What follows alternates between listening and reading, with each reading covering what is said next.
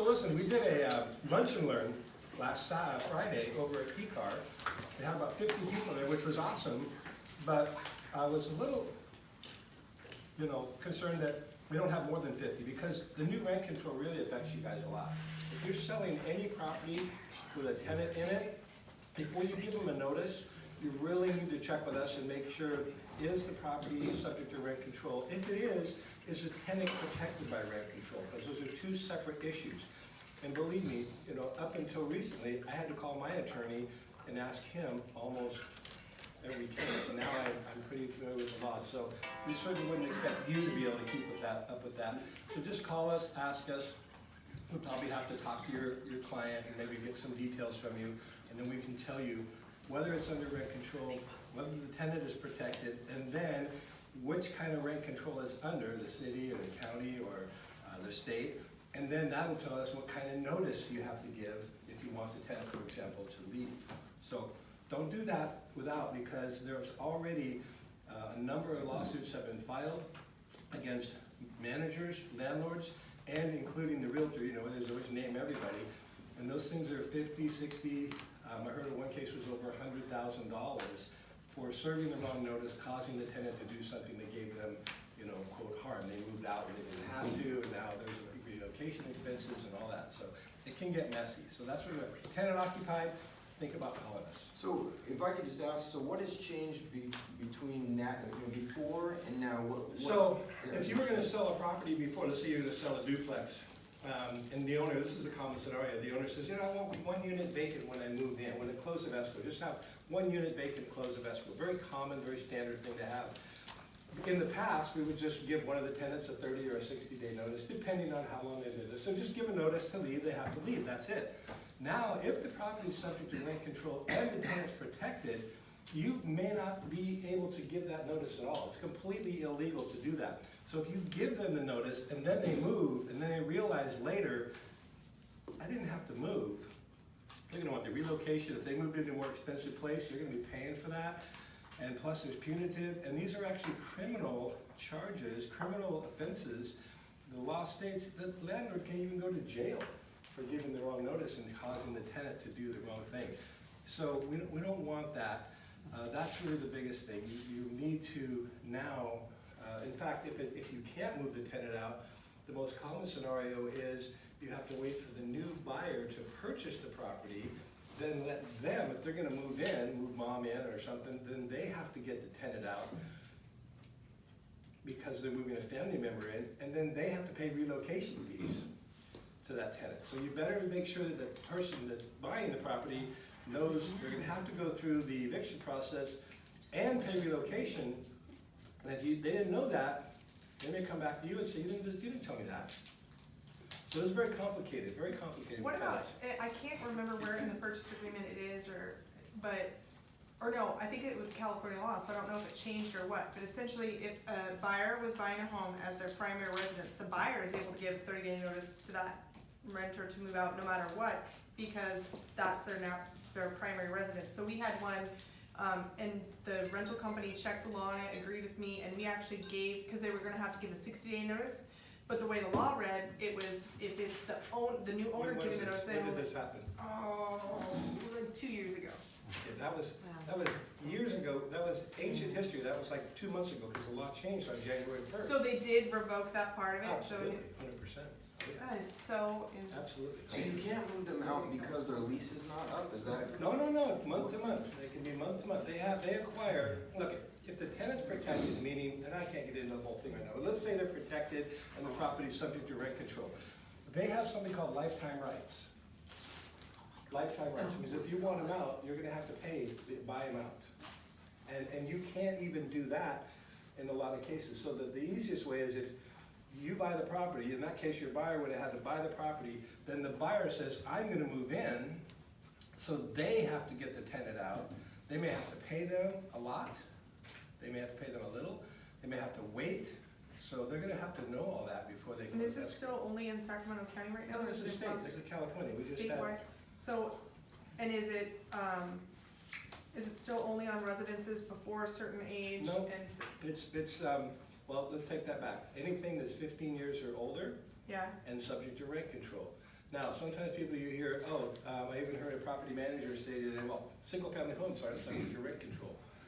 That's mostly true if you give a tenant a notice, a proper notice, that property is not under rent control. If you fail to give them a notice that says, this single-family home you live in is not under rent control, you don't do that, that single-family home is under rent control. So tell all your landlords now if you know somebody. So a single-family home, as long as you've given them notice that it's not under rent control, no matter what year it is? Correct. You gotta give them that notice though. So lifetime rights means they can stay there indefinitely unless you help them move. Correct. Wow. Yeah, and relocation fees in the Bay Area have ranged anywhere from, I've seen 20,000, there's one, outstanding case that was $250,000 in relocation fees, but anywhere from 10 to 30,000 is pretty common down there to pay a tenant to move. So are you gonna have a class on this, or should we just look it up ourselves? You just did. Well, It wasn't, we don't know the specifics of it. Sure you Yeah. go to my website, we're adding another class for this in March. We'll have another class. We Okay. just did a lunch and learn at P-Car. We do these at my office. Yeah, Just I go to didn't see it. rentpros.com, sign up for our bulletin. That'll tell you when our classes are. Interesting stuff. Yeah, Brent Gove. Santa Claus is here. Nora. Yeah. Yeah, hey, give Santa Claus a hand. Oh my gosh, it's running hard this morning. I was over at James and Jenny's and we were so involved in what we were doing. We looked up and went, it was one of those moments. Ran home, took a shower, shaved, and got down here. I'm sorry I'm late. How you guys doing? Good. Awesome. Well, we just got back from Grant Cardone. It was amazing. I heard that it was a scam, that he sells you stuff for 3 solid days. You know what happened? He completely sold us stuff for 3 solid days, but it was amazing. So it's interesting how one person who I pretty much respect told me, don't go, it's a waste of your money. For me, it could have been the most life-changing, impactful moment of my life. Met a guy there named Pete Vargas, write down that name, Pete Vargas. His client is Tony Robbins. His client is Grant Cardone. His clients are the biggest people in the country that perform at the highest levels, and nobody knows him. He's like an Elon Musk before we all know the name Elon Musk, or Steve Jobs for everyone realized who he was, or Bill Gates, or Zuckerberg, And so you will know the name Pete Vargas. The guy was amazing. I'll tell you his story before I tell you much more, and I asked John Jennings to share a few highlights. But Pete graduates from college. I think he's old. He's like 40. And but when he graduated from college, he's from a small town in Texas, 15,000 people. Is that a small town? Wheatland, Sheridan, up there. Is that about right? The size of those towns? Anybody know the size of Wheatland or Sheridan? Wheatland is actually only like 3,000 or 4,000. Yeah. Okay, so Sheridan. way bigger. And Sheridan has like 5. Okay, so a town, but we all agree a town of 15,000, pretty small town by all measures, right? And so he gets his degree, he's got a job offer, $85,000 a year, and his pastor calls him and says, look, I know you're about to become a professional and go into that world, but come back and be a youth pastor for us. Our youth program's really been suffering. Mention a town of 15,000 people, how small that program is. We used to get like 80 kids every weekend, and now we're down to like 25, and we need you, man. We need you. Just come for a year or two, then go off and do your life. And he's like, well, how much does it pay? And he's like, well, it's really more about the kids. And he says, yeah, but I gotta make some money. Here's how much. Here's $25,000 a year. And he says, well, is there any way we could kind of move that up to 80 or 90, or 70 or 60? He says, no, that's just it, 25. Well, he ended up thinking about it. He ended up taking the job. And instead of going into corporate America, he took the job as a youth pastor. First Wednesday night he gets there are 3 people. 1, 2, 3. That's it. Not 25, there are 3. He's like, oh my gosh. So what he did was, he started growing that youth group. 5 years later, we had 1,500 kids attending that youth group every week. Out of a town of 15,000 people. Out of a town of 15,000. our youth group at The Rock, which had, 2,500 community church here locally, we get like 100, 110. They come to my home on Friday nights, and we'd serve them like 50 pizzas, and we brag them with a pizza, right? By the way, a friend of mine works for Fellowship of Christian Athletes, and he had a big turnout in Davis, and he goes, yeah. Then I noticed in the picture I zoomed in, there were like 30 boxes of pizza. I'm like, that's how you get them there, the pizza. And I go, you're a bad man, you bribed me with pizza. He goes, hey, Jesus did fishes and loaves, I don't want to hear it. That was very, very clever. I'm like, he's right, I never thought of that. So, they just follow the model. Everything's models. But who wants to know how he went from three, and he had a picture of the 3 little girls that were in his youth group, and they're all, he goes, I've done 2 of their weddings. And he used to say, I've married 2 of them already, and when the 3rd one's ready, I'm going to marry her. And he's a youth pastor, but that means he did the weddings, but it sounds like he married them. Anyways, his wife goes, you need to change the way you say that, because it sounds weird. Okay? Everyone from Utah's like, right on. But he goes, so what he did was, instead of having the youth pastor do the message every Friday night, he would bring in T.D. Jakes, or David Ramsey, or who's that woman, the financial planner woman? Susie Orman. Susie Orman.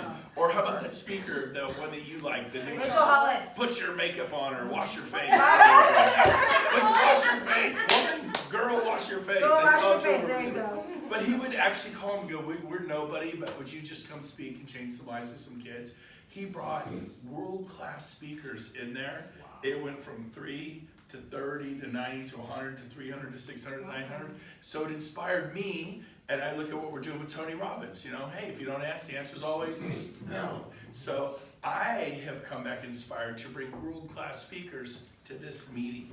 I'm going to bring some amazing people into my team meeting, and I'm going to bring some amazing people into events we're doing, because we have context. How did I get to Tony Robbins? I go, who do I know who knows Tony Robbins? Make 2 phone calls, got Tony Robbins. And spent $350,000. But those are details. But so here's the deal: you can get people. And he talked about the power of social media and stages. And the guy was an absolute genius. I went to Grant Cardone for one reason and one reason only. Usually it's to beat James in golf in the desert. This time, that did achieve that goal. But on hole number 16, he melted like a leaf. I was nervous, I'll give you that. I was a little nervous. He usually falls off around 9. But it was Pete Vargas. You're going to know that name. He is, wow. He is kind of program of a program. So I want to share that. That was me. I could boil it down. There's so many good things. Kevin Hart was there. He said, whenever you get money, cut it in half. Half goes here, taxes. It's not my money, I'm not touching it. And he goes, the other half, I cut it in half. Half is for me to live on, the other half is to invest. He goes, if you just cut it in half, save for taxes, and well, what if I get write-ups, I only need 40% or 30%? He goes, then you have extra money. What's the sin in that, right? Cut it in half. It's not your money. Because Grant Cardone asked him, what was your first big check you ever got? He goes, $250,000 check. He goes, I spent every penny of it. I didn't know I had to pay taxes. Nobody told me as a 22-year-old kid that there are taxes involved on $250,000. It's my money. I'm going to spend my money. It ain't your money. 125 of it was my money. It took me years to pay it off. I'd earn money. I'd send it here. I'd earn money on that money. And he goes, it just created a hell for myself. So Kevin Hart spoke. John Travolta spoke. John Travolta told his personal story about how he moved here from either Ohio or Wisconsin broke and was determined to make it. Now he's got a fleet of jets, his own 707, flies all over the world. He has stewardesses, he has food, he runs an airlines for his family. That's it, a private airlines. He has 3 jets, and he goes, why do you have so many? He goes, well, if one breaks down, I got backup, But he has a whole thing. But Dana White and the UFC people here, Dana White comes cruising in. Dana's like, I'm nervous, this is different, than a fight. Everyone's there focused on the fight, everyone's looking at me. He goes, I'm just kind of a sideshow with UFC.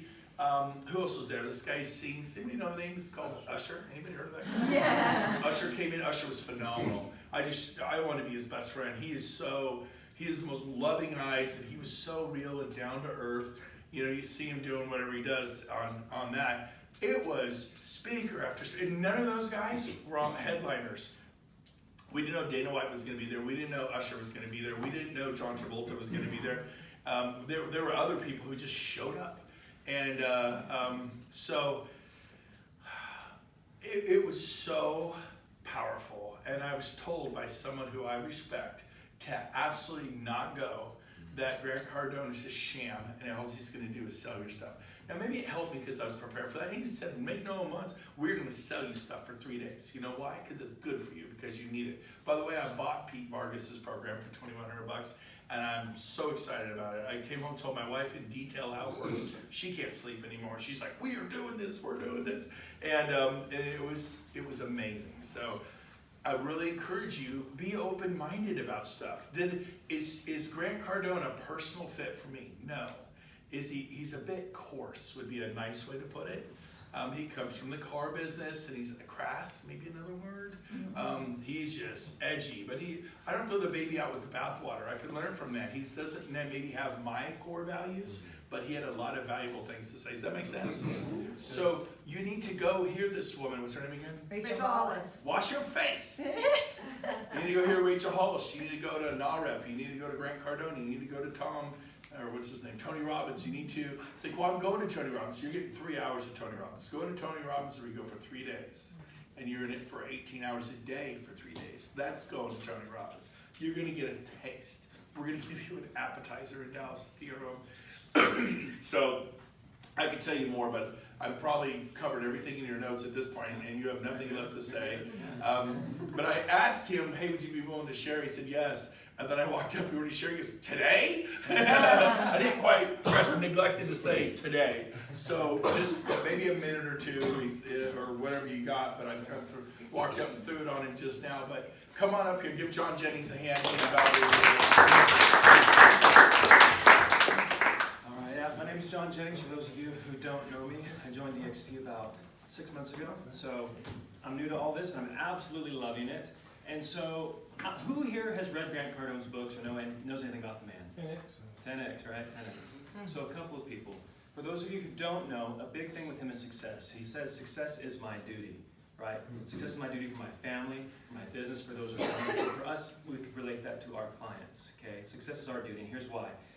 Floyd Mayweather said, in order to leverage something, you have to have something to leverage it with. You need a bar, or you need a skill, you need a talent. Right, success is that talent, right? Success, nobody's gonna follow you. We're not here because Brent is unsuccessful. We're here because he is, and because we wanna emulate him and learn from him, and take in some of his success and make it our own. Is that a fair statement? Yeah. Okay, so success is your duty. So in order to be successful, these speakers just kept saying over and over and over again, find your one thing and stick with it, right? I'm as guilty as anybody. The shiny object syndrome. Hey, here's a new CRM. Here's a new lead generation tool. Hey, here's a new way to make a listing presentation or meet with a buyer, right? Find your one thing and stick with it. Run it into the ground. If we've spent any time around Brent, or if you've spent any time around Grant, you see that they have their thing and they say it over and over and over and over again. Because if it works, it works. Don't change it. So find your one thing and stick with it. Another thing that I found, it was just a tidbit. John Travolta just spit this out, and it just stuck with me. Him and Grant was interviewing John, and and Grant was going off, and John was like trying to reel him back in, because he's a strong personality. And he said, Grant, let me help you with that.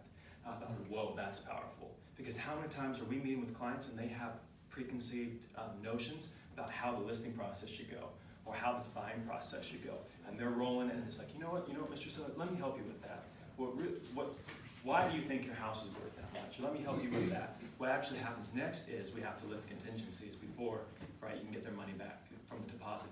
Let me help you with that. It's a very unobtrusive, easy way to take control of that conversation, right? So write that down, let me help you with that. And then what I'll leave you with is all of these guys, they kept saying that setbacks, they all had setbacks, whether it was Usher, whether it was John Travolta, going from being the most paid actor in the world to now, when's the last time we saw John Travolta in like a big movie, right? It's been a while. They all have setbacks, but what they do is they use those setbacks as fuel. So write that down, use setbacks as fuel, right? Because you take those setbacks, you learn from them, leverage them into success, and make something great out of it. So that's just a couple of things that I got from Grant Cardone. Thank you so much, guys. Now, core values. He's been sick all week. We all went down there and got sick. James rolled out of our room at the Mandalay Bay in a stretcher and went on an ambulance and went to the hospital. 104 temperature. You know James, he's on MD.com doctor. He diagnosed himself with the coronavirus. So he's in bed, burning up, shaking, 104. Because when we got in the plane, the stewardess sneezed on him. It's an airborne thing. It's 2 weeks for the incubation process. So he had the flu, but he was mentally tormented. I got video. It's awesome. He got Google iPads, shock my heart, save him to die. It's so damn funny. He's got his hand up, Jesus, save me. I got all the photographs. You want to see them? I'll show them to you. His good friend died. He'll be okay. Anyway, so it was fun. Scurvy, the flu type A. I learned this. Type A, type B, and influenza. There's 3 strands of the flu. So he had A and he had it bad. So Thank you for the play-by-play. Oh man! I said him. I said, "Here comes James. The ambulance is going to." I'm coming back from golf. I had to golf without him. It sucked, but and the guy I played with beat me. Hated that. So I'm driving home, depressed. There's the Mandalay Bay on the strip, and it looks like you're a mile away, and you're still like 7 miles away. These hotels are so big, and it's straight ahead. And Jenny's like, James is on his way to, because I left him, because I'm not feeling good, Gove. I'm sick. I don't know what's wrong. I'm going to stay here. I'm like, okay, feel better. And I just had to leave. I spoke in Las Vegas. So I'm driving back. It's dark. It's now like 6:30, 7 o'clock at night. And Jenny's like, have you talked to James? I go, no, not all day. He hasn't responded at all. I go, he got so violently ill, he freaked out and called 911 from his hotel room. And they wheeled him out of Mandalay Bay, like, move out of the way. Oh, I've got James has a cold. The man flu. Can you imagine if he actually had a baby? Exactly. I'm as bad as he. Had it there and went back to work. I've never had a migraine, but I've had a headache. I'm like, oh, cancel all my meetings. And I go on the couch. Oh dear God, if I get a headache. So I'm probably more of a wuss than James. So his wife texts me, she goes, yeah, he's in an ambulance, he's on a way to a hospital right now, he thinks he has the coronavirus. And he's at Springview Medical. I'm in the middle lane of the 6-lane road. I look over and it says Springview Hospital. When she says this to me, emergency room, I went, whoop! I was there in 1 second. It was so weird. I saw that, look over, boom, and I'm there. And there's an ambulance, they're offloading a guy. I ran up, of course, with my camera on. And I'm like, oh, this is good. I have material. And it wasn't him. I'm like, ooh, sorry. Bloody and stuff. Anyways, pay no attention to me. And then I got him, the next ambulance was him. I beat him there. And, it's so much fun. But why am I telling you this? So, I got sick after that. I took Tamiflu immediately. If you feel the flu coming on, go get a prescription. You have to get a prescription, get Tamiflu. I'm doing great. I didn't have to deal with it. Tamiflu. Have you heard of the side effects of that? Did you know it can make you hallucinate? And it can't. What's new? That's a bonus. Who wants to watch me hallucinate? I'm about to take another dose. Let me get it on video. So anyways, I love it. I've been seeing all kinds of stuff. Elves, Like Santa's being back Claus. at Chico State? Yeah. I never did that. No, I never did that. Okay, You're on video too. no, I honestly never did that. This time I'm being serious. But we all got sick. Poor Valerie got sick at the beginning of this week, right? But you definitely didn't know that. But can you share one highlight or one general impact or thought of being there? Like, what impacted you the most? You're completely caught off guard, and I didn't tell you this, but you were there, and I know you have. What would you say? Well, it was cool to see all of these famous people and how they have such a mind for business outside of their just being famous, right? They have all these other things that they do, whether it's investing in real estate or like owning a food service company, random stuff like this where they all have different ways of making money. But I think the one thing probably, if I just had to pick one, is over-deliver to your customers. So like, not necessarily setting expectations low, but just really like providing so much value that they wanna keep coming back, so. Yep. And that's a great point. And John mentioned real quick, Floyd Mayweather was there. And some of you don't know who he is, but he was like one of the greatest boxers of all time. He wasn't supposed to be there. John Travolta wasn't supposed to be there. There were people there. Dana White, Magic Johnson was there. Irving Magic Johnson. I mean, it was just like they just kept rolling in like people out of the blue. Usher, here comes Usher. He sang a song on stage for us. I'm just telling you, he does it once a year. You should go next year. It's going to be in Las Vegas. It'll be at the Mandalay Bay. You should go. I believe meeting Peter Vargas will have a profound impact in my life, for me. I'm just at the right point for that to make a huge difference for me. But it may be someone you meet, a connection you make. One of the things that Magic Johnson said, that you are your brand, and he worked so hard to win the Disney contract. But when you have the Disney contract, he owns a food service company. He feeds 200,000 employees in Anaheim, Disneyland, and 300,000 at Disney World. And then that helped him get boom, boom, boom, because when you're the food and service guy and everyone at Disneyland eats your food, and you have the Disney contract, does that open other doors for you? Yeah. Like when I went to Pete Vargas, who sets up speakers, I go, how hard is it to get Tony Robbins? He goes, nearly impossible. I go, I got it. He goes, stopped what he was doing, looked at me, he goes, you got Tony Robbins. I go, yeah.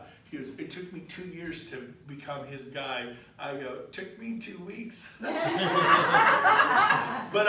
there were 700 people at his event. He remembers me. I guarantee he remembers me. And so it's that one customer. It's you getting JMC Homes as a builder that will open door. Wait, you're the agent for JMC Homes? Or you getting one of the Kings players? Who's the most famous Kings player right now?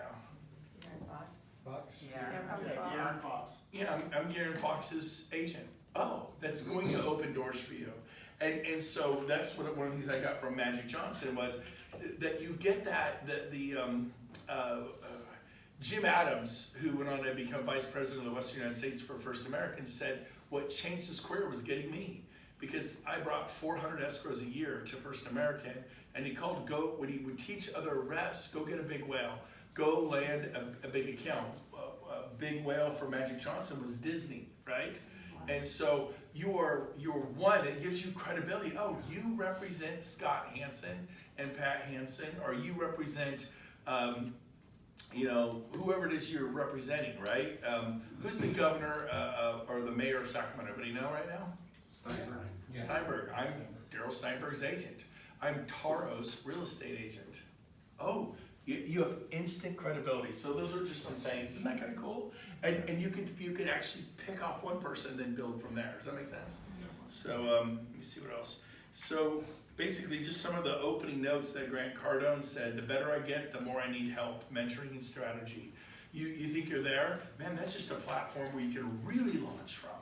And so the better you get, the more help you need. He goes, I need to read. You realize how important it is to read, not just podcast, listen, but you gotta read, find the time. He's got a book called 10X. And so you got Tony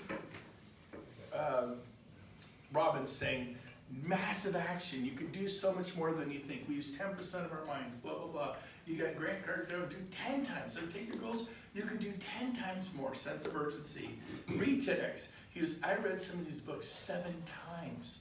He goes, I would watch really good podcasts 10, 15 times. And then they went on to become the best. This is where mastery comes from. I'm not comfortable. You're not comfortable because you haven't invested the time. Why does Tiger Woods make putts? Because he shot 40,000 of them on the practice screen. It's very comfortable for the putt, the feel, the roll. Why does someone who skeet shoot hit the target 100 times in a row? Because this is very natural, because they've done it so much. And so you want to feel good with the buyer, you want to feel good with the seller, you want to be more confident, then do more. Do more. And the reason people struggle is they just don't prospect enough. You've got Gary Keller begging you to master lead generation. He's not an evil man. He's got a real estate company, and he has some profound things to say. One of them says, if there's anything else you do, master lead generation will change your life. I agree. When I figured out open houses at a high level, it changed my life. I was able to teach it to other people. And then from there, we go to the things. I went from there to the radio. Some of you have gone from there to farming or just a repeat business. But and help me do stuff. Yes, Marguerite? Malcolm Gladwell says that you've put in 10,000, masters have put in 10,000 hours before they even get to the mastery level. So like you were just talking about Tiger Woods. I mean, look how many hours you've put in, I've put in, you know, before you get to a level that's comparable. Yep. So, absolutely. And then tragedy. I want to talk about tragedy. I want to talk about what you think is bad. I'll give you an example. I had a guy call me this morning, freaked out. The office he was getting worked out of for EXP is closing in Nevada City. It's a tiny little office, but it's right there on Main Street, and they're closing the office. And he's like, oh no, what am I going to do? Will you come up here and rent an office for me? And I said, no, I'm not going to go up there to rent an office for you. Nobody rented my office. I paid my office, you know, and people get their own offices. And I said, but let me tell you a story. I go, Gary Keller in 1998 was flying all over America selling franchises like this, and they're writing him checks for 100 grand, 150 grand, 200 grand, and he is on a roll. Gary Keller hurts his back. Gary Keller gets a pinched nerve. Gary Keller could not get on an airplane and fly 3, 4, 5 hours in any direction, and he just was like, oh no, this is a crisis. So the problem caused him to go, well, instead of me flying to New York, I'm gonna take my airline ticket and give it to the guy from New York and fly him to Austin. Instead of me flying to San Diego, I'm gonna give him my ticket and fly him to Austin. And what happened was he started flying people in, but he'd have an appointment at 8 a.m., another one at 10, another one at noon, another one at 2, another one at 4. He could actually start selling 5, 6 franchises a day instead of one every 2 or 3 days, and it caused his company to explode. The best thing that ever happened to Gary Keller was getting a pinched nerve and hurting his back. So I told this guy, I go, you've enjoyed working out of this office with EXP for the past 2 years. Yes, I have. And you kind of emotionally disturbed that this is your office. His business has doubled every year. He got to real estate 3 years ago. It doubled 2 years ago. It doubled last year. So he's on a screen. His name is Jeff, and he's a wonderful guy. If you have any referrals up there, he will convert. You ever give someone a referral, they don't convert, you get 25% of, what's 25% of nothing? Anybody good with math? Okay, so you want to give referrals to people who can convert. I gave my referrals to Joey Satriano when I was at EXP, give them to Joey. I wasn't even trying to sponsor them, I wanted them to convert them. They're out in Wilton and way out in the boondocks, and they were tougher ones. And you think, well, why not give them to Cindy? Why not give them to, well, they work up here. I don't want them driving down there because then you get sign calls down there. You get business, and all of a sudden you become the king of Elk Grove. Well, that was his market.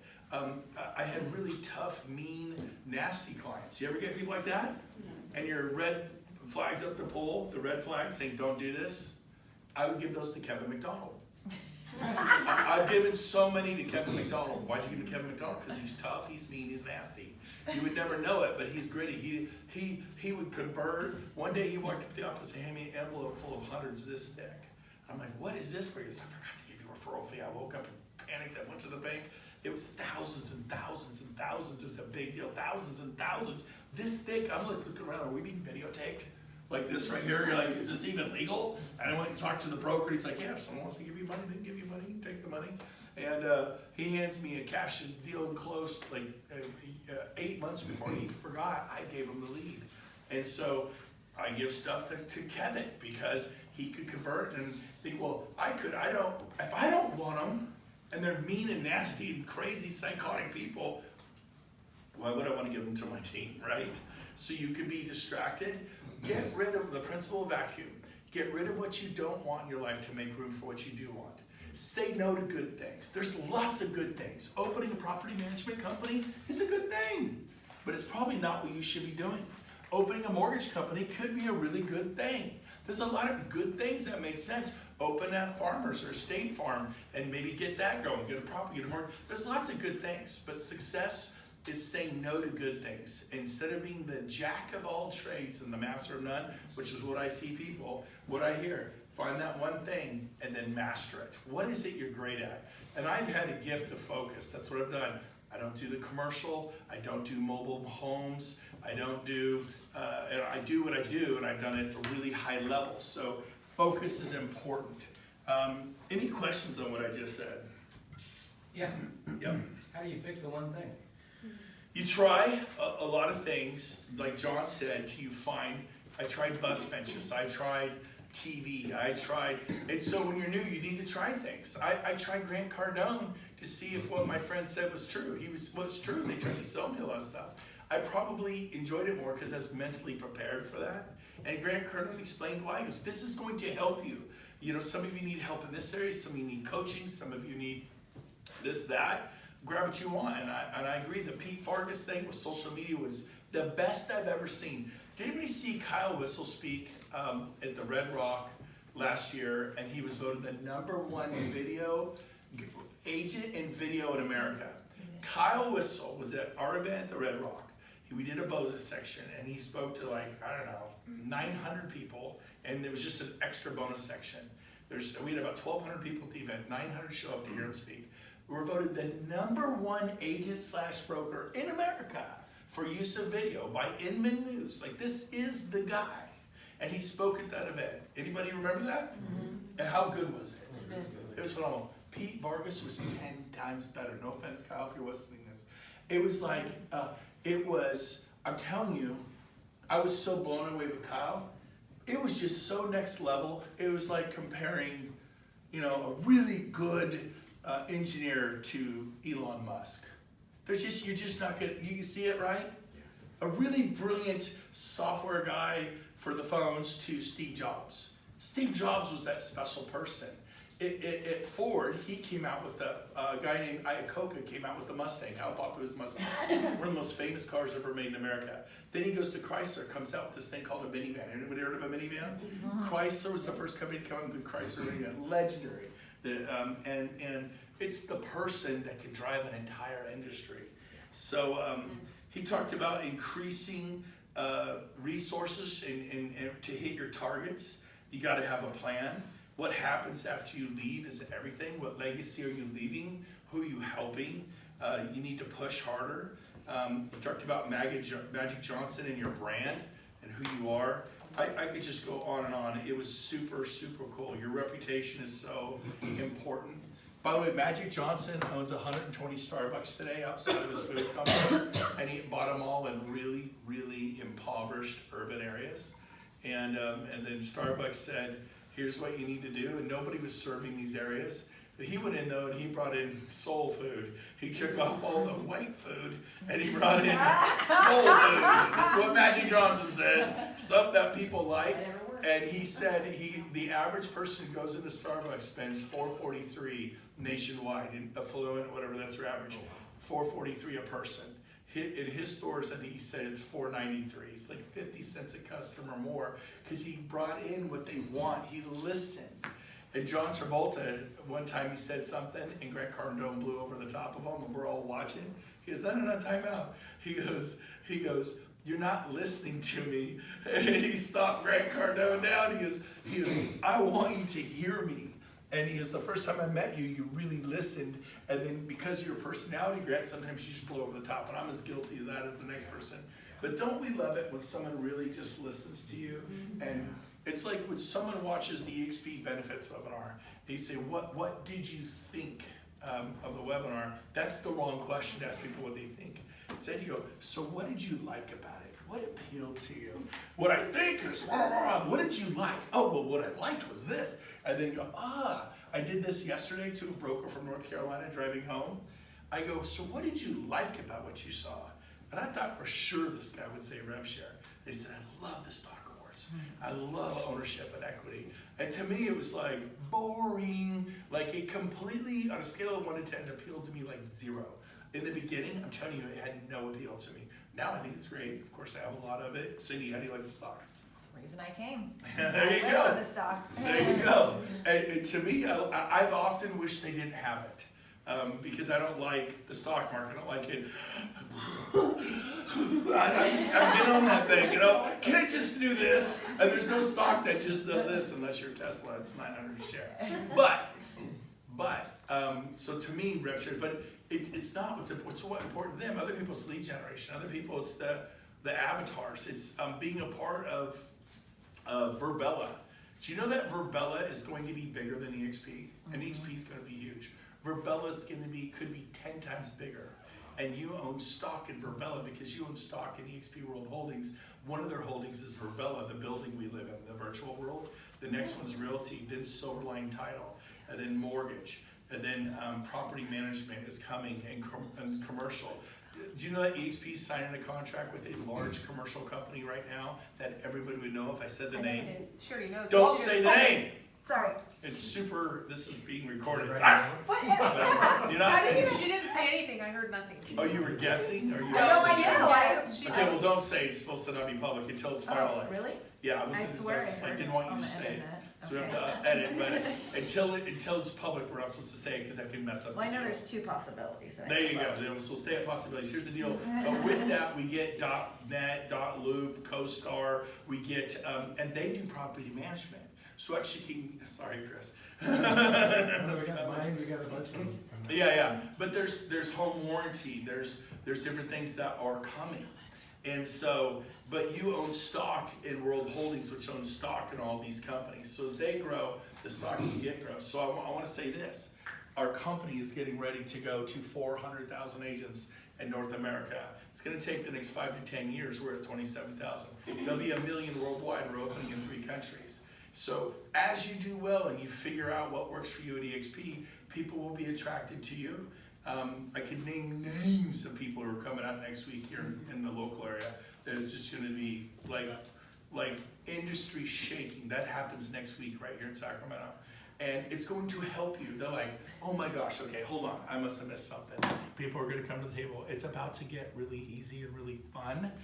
We've been on gravel roads, right, Marguerite? We've had potholes in those roads, right, Marguerite? We've taken some shots to our thing, but guess what? The roads are paved now.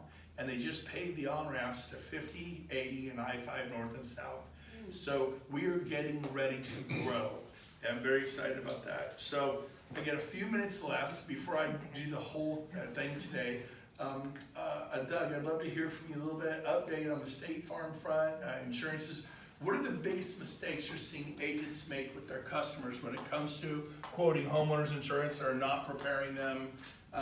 Well, no agents on this team make mistakes. Doug, you can go to the front of the agency. Yeah. Get to see it. So, but talk about agents not on this team. What typically happens? you tell them what happens in the panic call you get at close of escrow. What can happen? On our team, we avoid it because we give them to you immediately. Yeah. Tell them what happens. Just the mortgage companies demanding proof of insurance before they can fund the loan. You show up at closing, no insurance is in place, the loan can't fund, and everything gets delayed. We usually make a phone call to me. If you don't have my cell phone, I'll give it to you, but a phone call, I can have a policy bound in a few minutes as long as it's eligible with all the wildfire stuff. So that, and then we're seeing a lot. Can I stop you right there? Yeah. Here's on my team, we have a system. When it goes in escrow, we call Doug early on, weeks before we close. He's able to give them a quote. Here's what happens when that doesn't happen. Before I figured out how to do this, my clients would show up to the escrow company. Now, I represent the buyers, so sellers usually pick that escrow company. So they go down to the pocket, they go to Chicago Title or Old Republic or First American, and then the escrow person says, great, I need your insurance information. They're like, what do you mean? Well, you're buying a house, you have to have your homeowner's insurance quote, policy binder, policy page. binder. Like, Yep. well, we didn't know that, and they're usually kind of stressed by the time they get to close of escrow, right? Right, Marguerite? And then then the escrow officer gives you a treat. Here's the treat. You mean your agent didn't tell you? Did you hear that bus coming? Your agent didn't tell you? Then they call, and I've got those phone calls. I was the agent who didn't tell them. Oh my gosh, how could you not tell us? I'm like, oh my gosh, just a minute. Doug, get in there. I'm busy. Doug, you gotta get up. Call them. They're freaking out there at the title company. And they're like, well, we're not prepared. He's like, well, it's in Auburn, and it's a high fire, and I know it should be 800, but it's 3,000. What do you mean it's 3,000? And everyone's freaking out, and it's really fun. So if you're smart, you have your transaction coordinator funnel them to Doug automatically, and then you call the person. What do you say when you call someone you get a lead? I view, you guys have heard it a lot of times, I view my primary job is to strengthen the relationship you have with your client. And that's what I focus on. I'm not a hard sell. I said, hey, your agent Cindy asked me to reach out to you, make sure we have home insurance lined up and ready for the close of escrow. Have you looked at that yet? Yes, no, we have What a do they conversation. usually say? No, especially first-time home buyers, if they have PMI, they think that's their insurance. And so we get that a lot, that, oh, well, that's all taken care of by the mortgage. Well, let's talk about that, and so I'll educate them a little bit, and then usually So provide a it's quote. mortgage insurance, Yeah, not homeowners insurance. yeah, it's also Two known as, kinds of insurance. yeah, some people call it hazard insurance, some call it fire insurance, So it's they all think they're homeowners. covered. Yeah, they think they're done, because they see the insurance in PMI, and they think everything's taken care of. So it's always good It just should to be have that check. PMII, right? Yeah, that protects the mortgage company, not you. So that's a big thing. Another thing we're seeing right now, since we're being recorded, I probably can't mention the name, but it's the African Animal that's supposedly an insurance company now. Do you guys know who I'm talking about? The gecko or The big, they're big. It's another word for big. Anyway, we're seeing a lot of that, and the policies just aren't very good. Most people don't know, not every homeowner's insurance policy is the same. It's, there's HO3, not to get bored, because it bores me to death, and I'm in the business, so it'll really bore you to death. But basically, there's really two forms of homeowner's insurance. One is a little bit cheaper, not a lot cheaper, but much less claims will be covered under that policy compared to a broad coverage type of policy. And so a lot of education on that and the differences there, and it might be worth another $100 a year to make sure that there's not going to be this surprise exclusion in your policy that you weren't aware of when you file a claim and there's damage to your house that needs to be repaired. Your insurance company says, sorry, you didn't read page 183, part B, section 5 of your insurance contract.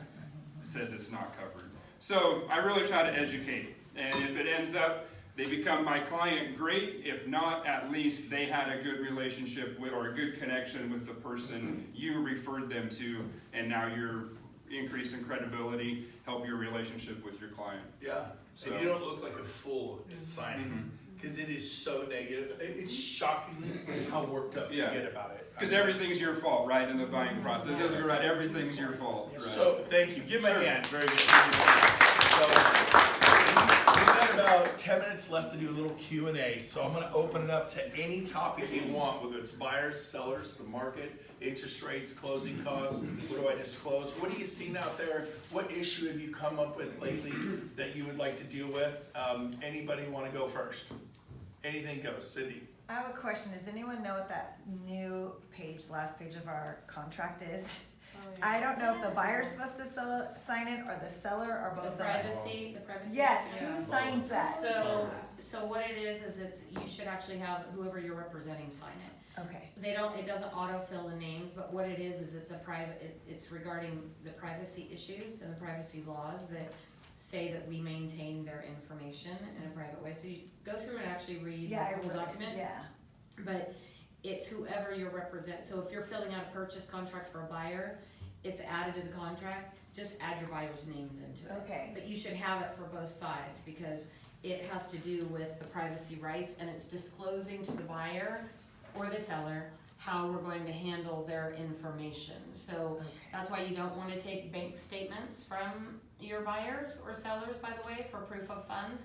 You don't wanna get copies of checks for proof of funds. Have them wire the money directly to title, have them contact title. But So wait, what about when you have agents that are saying, well, I want proof of funds, I'm not showing your offer. so I'm what, just saying- what you can do is you can take that, but you have to make sure, have your client, not you, black out the account numbers, their address, you can leave their gotcha. name, but black out their address and their account numbers. But have them do it, don't have them send it to you, and then you black it out for them, because guess what, now you just became responsible for that document. Or you left something on they didn't want on. Well, that too, but you also became responsible for the information that's in that document, the content. So if that account number for some reason didn't get blacked out between the time that they sent it to you and you got it, now you can be held Great. responsible for it. So Excellent. I tell a client, please black it out before you send it to me, so I don't wanna be responsible for the information that they want kept private. Because now you've just taken that and you've emailed it to your TC, and you've emailed it to the other agent, and you emailed it to title. Next thing you know, all those people had those, their account Good numbers. one, good one. Thank you, Thank you. Marguerite. Good question, Cindy. Next question. Want to do some rapid fire questions on this stuff? When somebody comes into an open house and you're having a great conversation and then they drop at the tail end, oh, by the way, I'm working with an do you recommend addressing that situation? I would say, John, Valerie, that is so awesome. Everybody has an agent they're working with. I go, here's the beautiful thing about real estate. There's no law that says you can't work with two. And how well does your agent know Folsom? Are they absolute experts? Well, no, they're from Vacaville and they're just a family friend. I says, well, I'm an absolute expert. I know everybody in this town. And I'm gonna turn every rock, every leaf. So here's what I want you to do. I want you to continue working with your agent. And if they find you your dream home, do not call me, call them. They deserve right that offer. But if out of the blue, I call you and I go, check out this home, and your eyes are like, oh my gosh, and the price is like, oh my gosh, and you love it. Have I earned the right to maybe write the offer for you, yes or no? So all I'm asking is, can I look for you guys? Can I keep an eye out for the right property for you guys? You don't have to tell your agent that you're working with me. I won't tell them. But there's nothing wrong with having two, and the odds aren't twice as good. They're 10 times as good, because I'm going to work 10 times harder than your agent. Can you give me a chance to spoil you rotten? Can I absolutely blow your mind? Will you allow me to do that? No one's ever said no. And I get clients. Nobody owns your client. I'm sorry. You have a listing agreement with your seller. You own your client. You have a buyer-broker agreement with your buyer. You own them. If you don't have a listing agreement, do you have a listing, yes or no? No. Can anyone take your listing? It is no different with the buyer. You do not own your buyers unless you do buyer-broker. You don't do a buyer-broker, it's like thinking you have a seller where you don't have a signed listing agreement. Anyone can take it. So guess what? Is there anything wrong with me wanting to give great service? And so I would routinely take clients from my mom. It was great, just kidding. So now, when I did know the person, they go, well, I remember one time I'm driving to take a listing, it expired, it was Iona Meredith. And I know Iona, I consider her to be a friend, and I'm driving there and he's going to sign the listing with me. He's a fan of the radio, it's $550,000. I did my research, it was overpriced. And I was just gonna tell him, dude, the reason your home isn't selling, it's overpriced. It needs to be like $520, and I'm gonna beat him up, and he's ready to, being the second agent on overpriced listings is great, because they're kind of wore out. And so I looked down, I just happened to look at the print, and I see it was Iona Meredith. I called him up, I go, dude, I didn't realize your agent was out a month. He goes, yeah, what's the big deal? I go, just the fact that you have the best listing agent in Folsom. I mean, she's not kind of good. She's revered in the halls of real estate. She's an absolute rock star. He goes, well, she didn't sell my house. I go, let me ask you a question. Did Iona ever tell you that your house was overpriced or asking for a price reduction? He goes, all the time, that's all she ever did. It was very irritating. I go, you know what, buckwheat? Because your home is overpriced. That's all I was going to come tell you. You respect me. I'm telling you right now, I go, you call Iona back. You apologize to her. You adjust that price to $520. You list the home with Iona. And I did. So if I know the agent and well enough, then I will do that. When I would compete with Tom Daves, I knew Tom, but I didn't know him. And You did not ever hand back to Tom I would Davis. take Tom Dave's listing. It was just all fun and love and warfare there. We're just having fun. It was like competing. But so it depends upon who the person was. But I would usually say, don't tell me who your agent is. I know a lot of people in this town. I don't want to know. I just want to give you great service.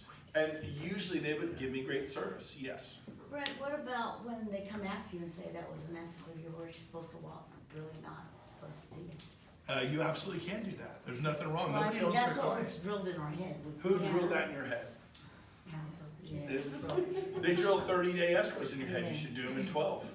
They drill all kinds of crazy stuff. Like, you should get a deposit for a rent back. Every broker in the world will tell you should do that. Why? Because it protects the brokerage. Go ahead and ask for your deposit. I've never done it in 24 years. I know a lot of you do. I don't. And all things being equal, if we both give you $600,000 offers and one wants a $2,500 deposit, because something might go wrong and you're going to stay in the house for a month or 2 or 3, and I don't ask for it, all things being equal, hey, we're not asking for deposit. We trust you guys. Your home's beautiful, and we're not even going to worry about that. Who would you pick, all things being equal? One wants $2,500, which you may or may not get back. You have to fight with the stress. I'm going to give my deposit back. And me, who would you pick? Well, you could get sued. I've never been sued ever, and done it hundreds and hundreds of times. People get struck by lightning. People fall in sinkholes and die. There are people who get sued because they didn't have I'll kick in the $2,500. I've made hundreds of thousands of dollars and went to multiple options. I don't ask for security deposits.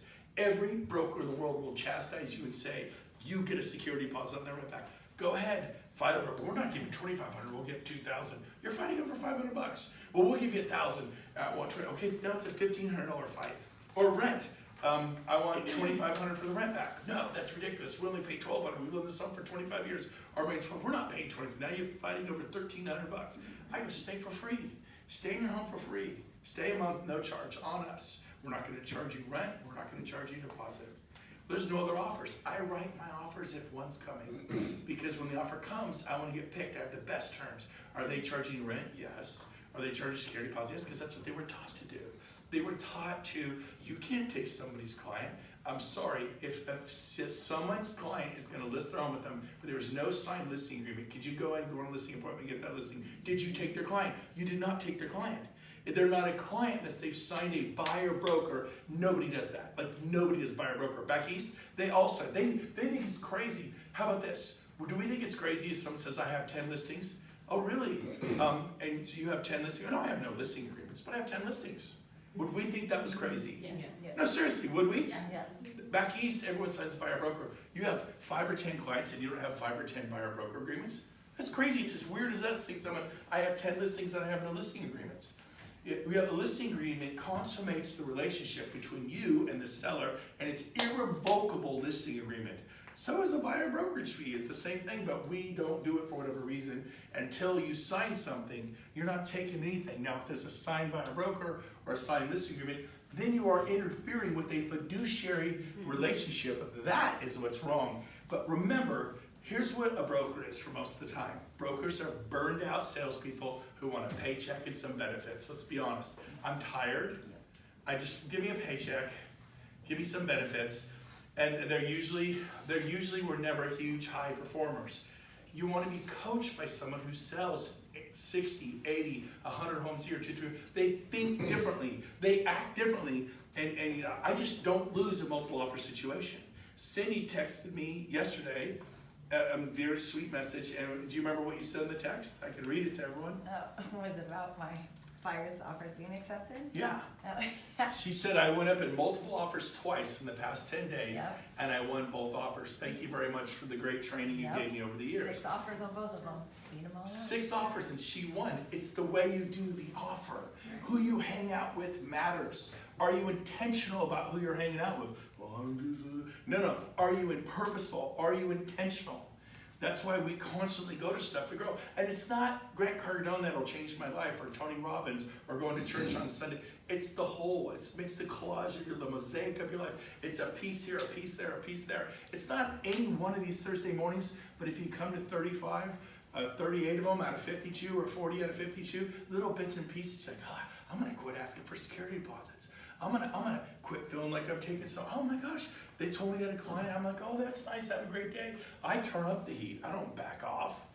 I'm gonna give them better service. And if I lose one of my clients to you, I'm happy. Because obviously you gave them better service than me. And my goal is for my clients to get home and get great service. I'm not bitter. I can't believe you took my client. Yeah, you didn't take anything. They obviously didn't feel like I was their agent. And so don't ever think anybody took your client or your seller. It wasn't yours. You had a signed contract, it's yours, and they're meddling in your fiduciary. And you can report them to the board, and there'll be an ethics violation, and maybe a whole inquiry, and they can get big time fined, or rebuked, or suspended, or removed from the field of real estate. So we don't mess with fiduciaries when we have signed contracts. Woo! Get fired up.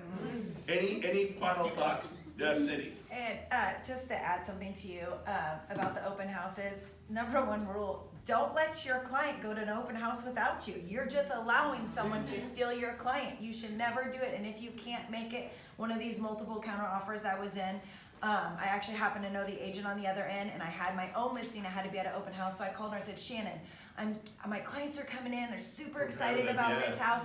I can't be there. Would you mind answering all their questions for me? And sure enough, she did. They said, she was talking to people. They saw when they came in. She gave them all their attention, and that's who's, and we got our offer accepted over 6 of them. Because even though I couldn't be there, she knew coming in these were my clients, and they knew to ask for her and say, oh, they walked in and said, my agent Cindy said, you can answer any questions. Would you mind showing us the house? So if you're sending your clients to open houses and you're not there, you're just asking for them to be, it's your own fault, in my opinion. That is your own fault. You're asking for them to be stolen by another agent who's better than you. And I'll say, some of these agents open houses are really pushy. So take my card out, walk through the door, and said, hey, Darcy, Brent said to say hi. Marguerite, Brent said to say hi today. We're out. And they may not remember me. And I'll say, yeah, Darcy's trying to super pushy. So identify yourself. If I didn't know them, I have fun with it. I go, they can be really pushy. I would never say that about you, but I literally said, you ever know an agent who is pushy? And they're going, I go, I'm telling you right now, they're being super pushy. So take my card, identify yourself, tell them I said to say hi. If we can do a preemptive, so I can tell them I'd be there if you can, but you can lose a client. But usually, if someone comes in like that, they'll back off. Also, new construction, you have to be there to register your client. I've never registered a client. I get away with it. Because I don't want to go to all the new builds. So I'll call ahead of them and say, John, my client Valerie's coming in this afternoon. I cannot make it. I will tell her not to come in if I'm going to lose my commission. So, and she'll just go to the other things. I got to go into some other ones. I can't get there to register my client.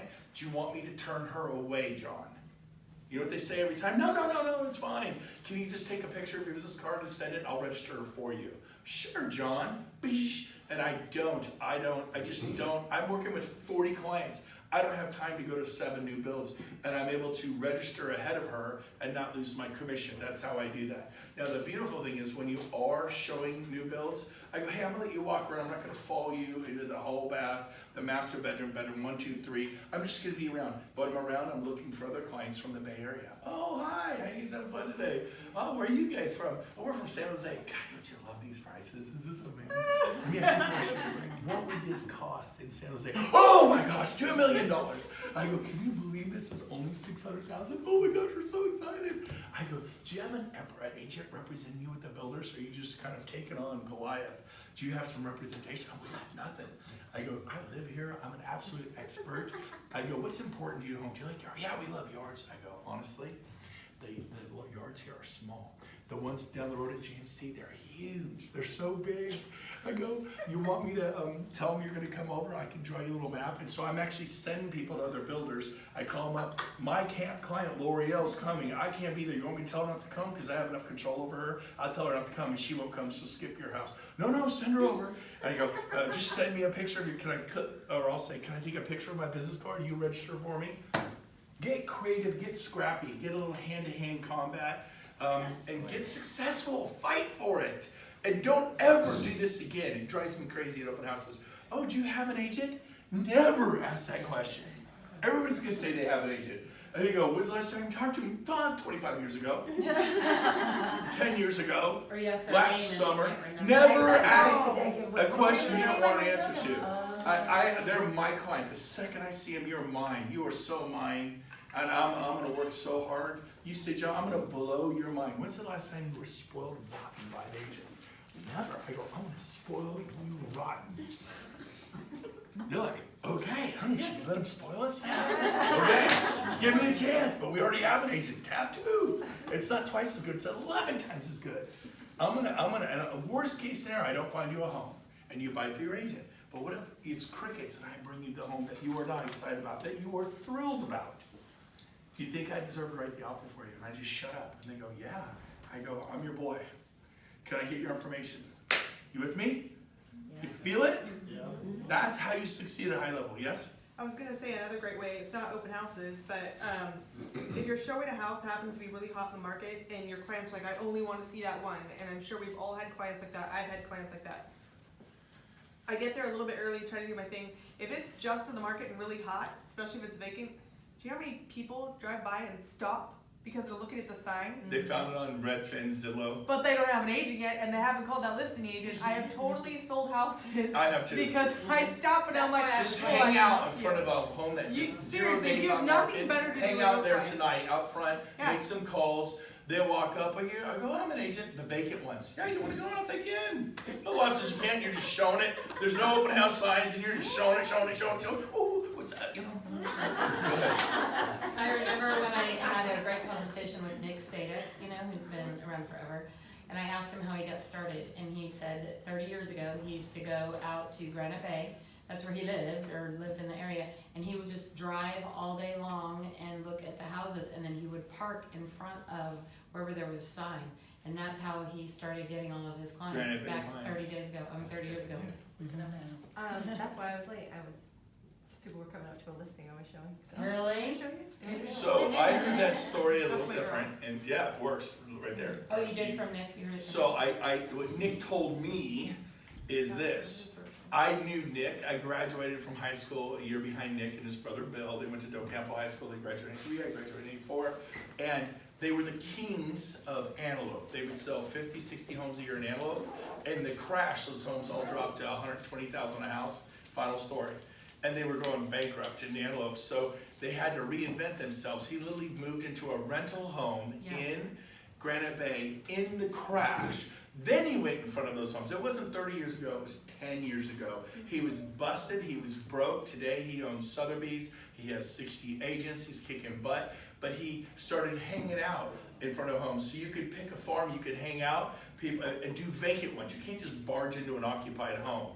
But the vacant ones, you could show it 2, 3, 4, 5 times in an hour and a half. You will pick up clients. No signs out, no nothing. Just hang out front. You can totally do this. It works. Get creative, think on your feet, get scrappy. I want to say this. Everyone in this room, if you've not got a ticket, I promise you this event will sell out with Tony Robbins. 3 days in Dallas at the Gaylord Inn. It is a 5-star resort. The rooms, are you ready? Include the resort fee, $189 a night. And it's a 5-star resort. It is incredible. The room block isn't open for another week or two. Rob, couple March weeks. 2nd is, I'm trying. I'm gonna say March 10th, but it might be open this Monday. Who knows what's really important about March 2nd? Anybody? It's my birthday! Yay! 94. 5-4. So that's really cool. But so it may open on my birthday, which would be a really cool birthday present to me to have. But register for this event. I promise you, this event will sell out, and people will be scalping the tickets for 2 and 3 times the price. Tony Robbins, 3 days, $197.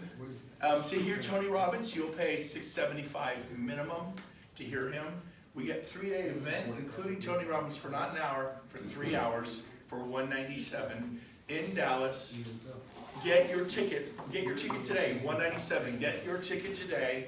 When the rooms open next week, get your room. And this is once a year. It's in the middle of August. Hold on, Barry, hold on. We can hear you, I'm distracted. All right, it's okay. So, and if you're big on the rev share thing, and you've sponsored 10, not 10 active, but you've gotten to 10, maybe you're at 7 or 8, come in May to Scottsdale to the JW Marriott Desert Ridge. There'll be 300-400 of us that sponsored 10, 20, 30, 40, 50, 60, 70. We'll be golfing, swimming, playing, going out to dinner, breakfast. The event is from 2 to 6 every day. You can hit the spa, you can hit the pool. You'll have more fun than you ever dreamed of. This is a really... Rooms are open for that. The rooms are open. Register for May Scottsdale event, but you have to have sponsored 10. Now again, if you're here and you've only sponsored 4 or 5, I'd register anyways. You could sponsor 5 more between now and then. Have a great day, everyone. We're out of here. Thanks.